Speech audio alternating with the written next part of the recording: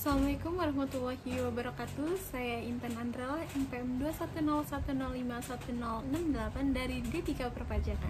Di sini saya akan menjabarkan atau mempresentasikan hasil kerja saya mengenai sistem pemungutan pajak dan mekanisme pemotongan dan pemungutan pajak pada mata kuliah PPH, pemotongan dan pemungutan.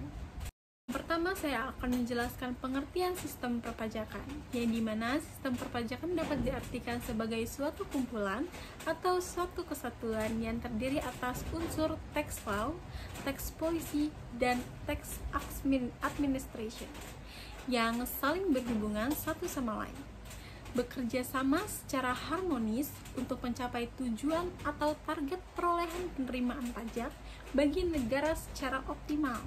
Kualitas administrasi merupakan faktor yang sangat pentingnya dengan kualitas hukum, pajak, dan dari tiga unsur tersebut saya akan menjelaskan secara rinci. Yang pertama ada tax law, yaitu hukum pajak adalah keseluruhan peraturan yang mengatur hubungan antara pemerintah sebagai pemungut pajak dengan rakyat sebagai wajib pajak. Yang kedua ada tax policy. Kebijakan perpajakan merupakan suatu cara atau alat pemerintah di bidang perpajakan yang memiliki suatu sasaran tertentu atau untuk mencapai suatu tujuan tertentu di bidang sosial dan ekonomi. Lalu yang ketiga ada tax administration, yaitu administrasi pajak dalam arti sebagai prosedur meliputi tahapan-tahapan antara lain pendaftaran wajib pajak, penetapan pajak, dan penagihan pajak. Pada slide ini saya akan menjelaskan hukum pajak dengan demikian menerangkan bahwa siapa saja atau siapa-siapa wajib pajak dan apa kewajiban mereka terhadap pemerintah. Lalu turun ke objek-objek apa yang dikenakan pajak, lalu turun lagi, timbul dan hapusnya utang pajak, lalu ada cara penagihan dan cara mengajukan keberatan pajak. Mekanisme kebijakan perpajakan, penerimaan negara. Yang pertama ada perluasan dan peningkatan wajib pajak, yang kedua ada perluasan objek pajak, yang ketiga ada penyempurnaan tarif pajak, yang keempat ada penyempurnaan administrasi perpajakan.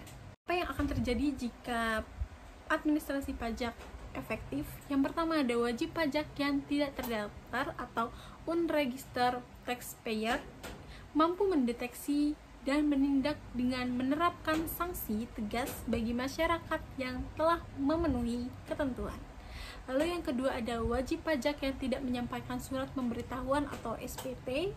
Yang ketiga ada penyeludupan pajak atau tax evaders. Penyeludupan pajak yaitu wajib pajak yang melaporkan pajak lebih kecil dari yang seharusnya menurut ketentuan. Yang keempat ada penunggakan pajak. Upaya pencairan tunggakan pajak dilakukan melalui pelaksanaan tindakan penagihan secara intensif. Jadi, jika administrasi pajak itu sendiri efektif buat negara kita, maka kita akan mendapatkan 4 benefit ini, yang dimana pelanggaran-pelanggaran ini akan terjadinya penyusutan.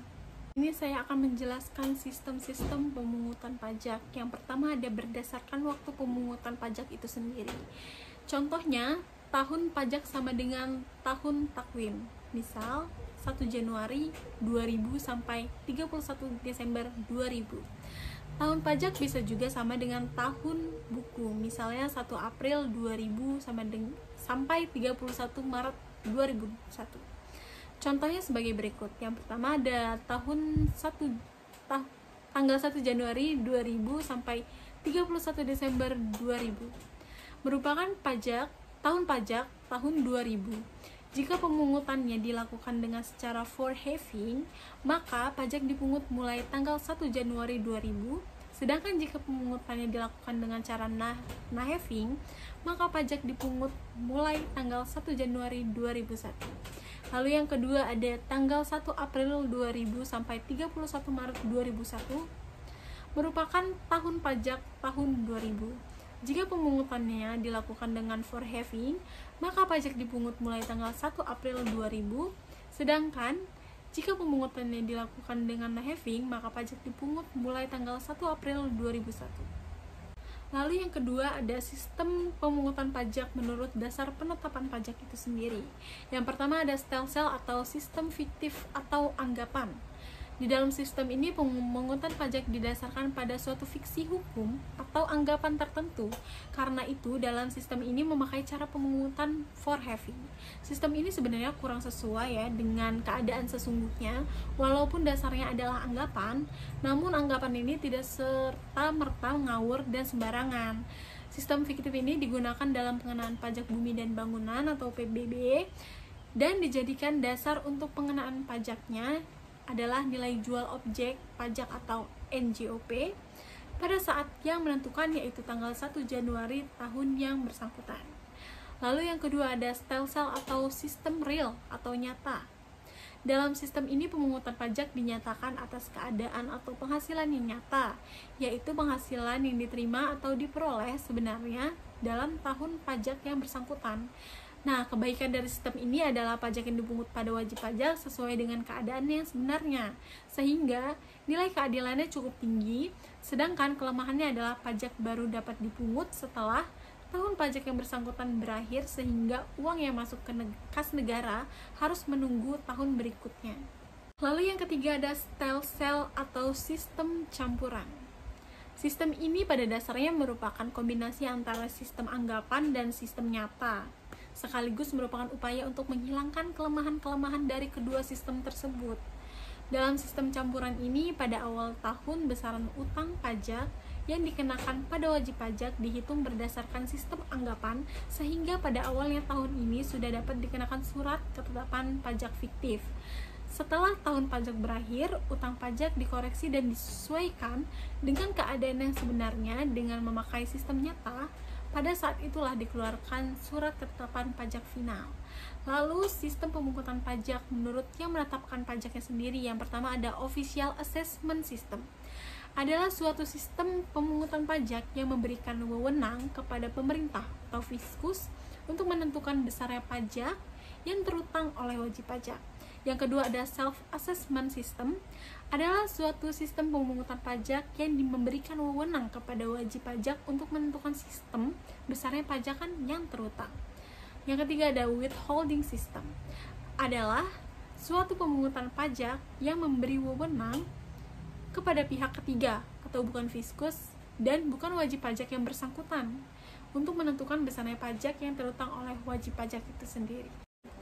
Di dalam sistem pemungutan pajak ada beberapa hal yang menghambat pemungutan pajak itu sendiri, yang dimana ada satu perlawanan pasif, yaitu merupakan kondisi yang mempersulit pemungutan pajak yang timbul dari kondisi struktur ekonomi, kondisi sosial masyarakat, perkembangan intelektual penduduk, yang dimana perekonomian dari masyarakat itu sendiri adalah perlawanan yang menghambat pemungutan pajak itu sendiri. Banyaknya masyarakat yang tidak mampu, maka banyak masyarakat juga yang menghambat pembayaran pajak itu sendiri.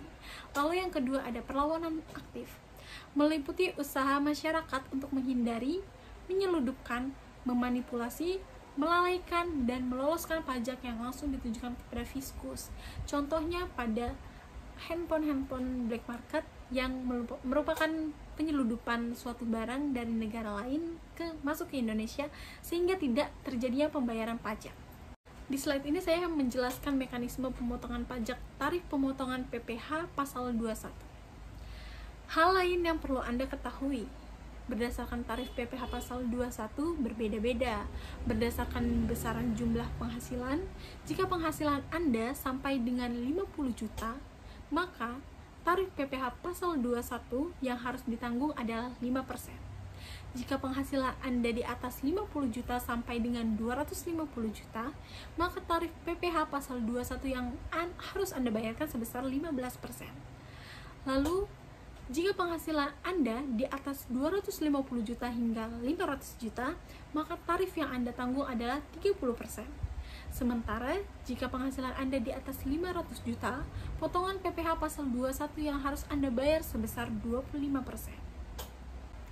Baik, pada slide terakhir ini ada kesimpulan, yaitu sistem perpajakan Indonesia menggunakan landasan konstitusi Dan undang-undang dan sistem pemungutan pajak di Indonesia dibagi menjadi beberapa, yaitu tax law, tax policy, dan tax administration. Serta untuk mekanisme pemotongan pajak dipengaruhi oleh pasal yang telah ditetapkan undang-undang, salah satunya pasal 21. Sekian presentasi dari saya akhiri. Wassalamualaikum warahmatullahi wabarakatuh.